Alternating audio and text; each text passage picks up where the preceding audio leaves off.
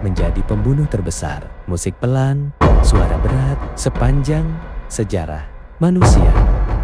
Tidak ada tragedi yang memakan korban sebanyak perang. Bukan bencana alam, bukan wabah penyakit. Perang yang diciptakan oleh manusia sendiri telah membunuh ratusan juta jiwa. Dalam video ini, kita akan membahas 5 perang paling berdarah dalam sejarah dunia. Konflik yang tidak hanya menghancurkan negara, tetapi juga menghapus generasi manusia dari muka bumi. Perang Dunia Kedua 1939 sampai 1945. Perang Dunia Kedua adalah konflik paling mematikan sepanjang sejarah umat manusia. Diperkirakan 70 hingga 85 juta orang tewas. Itu setara dengan 3% populasi dunia saat itu. Perang ini melibatkan hampir seluruh dunia. Jerman, Nazi, Jepang, Italia, Sekutu, Amerika Serikat, Uni Soviet, Inggris, dan lainnya. Kekejaman tanpa batas. Remember Holocaust? Membunuh 6 juta orang Yahudi. Kota Hiroshima dan Nagasaki dihancurkan. Bom atom. Kota besar Eropa rata dengan tanah. Bukan hanya tentara yang mati, justru warga sipil menjadi korban terbesar. Perang Dunia Kedua mengubah dunia selamanya. Lahirnya PBB, Perang Dingin. Perang Dingin, senjata nuklir, dan manusia menyadari satu hal mengerikan. Kita mampu memusnahkan diri sendiri. Perang sipil. Perang sipil Tiongkok dan perang melawan Jepang 1927 sampai 1949. Konflik ini sering terlupakan oleh dunia barat. Padahal jumlah korbannya lebih dari 20 juta jiwa. China terjebak dalam perang saudara antara nasionalis dan komunis. Invasi brutal Jepang. Kekejaman Jepang di Cina. Peristiwa seperti pembantaian Nanjing menewaskan ratusan ribu warga sipil. Pemerkosaan massal, pembunuhan massal, penyiksaan sistematis, kelaparan, penyakit, dan kehancuran total membuat jutaan orang meninggal, bahkan tanpa senjata. Perang ini akhirnya melahirkan Republik Rakyat Tiongkok 1949, salah satu negara terkuat di dunia saat ini, namun harganya adalah lautan darah.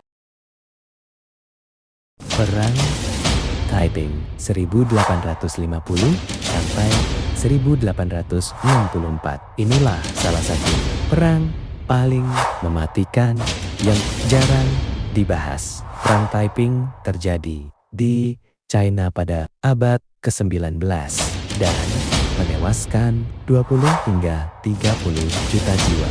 Perang ideologi dan fanatisme dipimpin oleh Hong Xiuquan, seorang pria yang mengaku sebagai ia memimpin pemberontakan besar melawan dinasti Qing.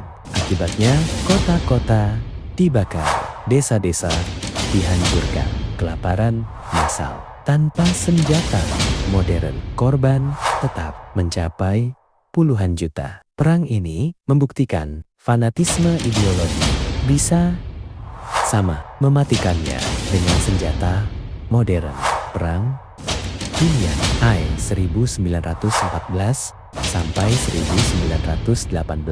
Perang Dunia I sering disebut sebagai perang yang mengakhiri semua perang. Namun kenyataannya justru membuka jalan menuju Perang Dunia II. Korban jiwa diperkirakan 15 sampai 20 juta orang. Perang parit yang kejam. Tentara hidup di parit berlumpur, tikus, penyakit, gas, beracun. Satu serangan bisa menewaskan puluhan ribu orang dalam sehari. Teknologi baru, senapan, mesin, artileri, berat, gas, kimia. Perang ini menjatuhkan Kekaisaran Ottoman, Kekaisaran Austro-Hungaria, Kekaisaran Jerman, dan meninggalkan dendam yang memicu perang. Berikutnya, penaklukan Mongol 1206 sampai 1368 dipimpin oleh Genghis Khan. Kekaisaran Mongol menciptakan teror global. Diperkirakan 40 juta orang tewas akibat penaklukan Mongol. Strategi teror, kota yang melawan dihancurkan total, mayat ditumpuk. Sebagai peringatan, seluruh populasi bisa dibantai. Namun, secara paradoks, Mongol membuka jalur perdagangan menghubungkan timur dan barat. Sejarah selalu abu-abu. Pahlawan bagi satu pihak, monster bagi pihak lain. Epilog, pelajaran dari darah. Perang-perang ini membuktikan satu hal sederhana, namun pahit. Korban terbesar perang selalu rakyat biasa, bukan para jenderal, bukan para pemimpin. Jika sejarah tidak dipelajari, maka perang hanya akan berganti nama dan bendera. Subscribe channel ini untuk sejarah dunia tanpa ditutup-tutupi, karena masa lalu yang kita abaikan akan selalu masa depan.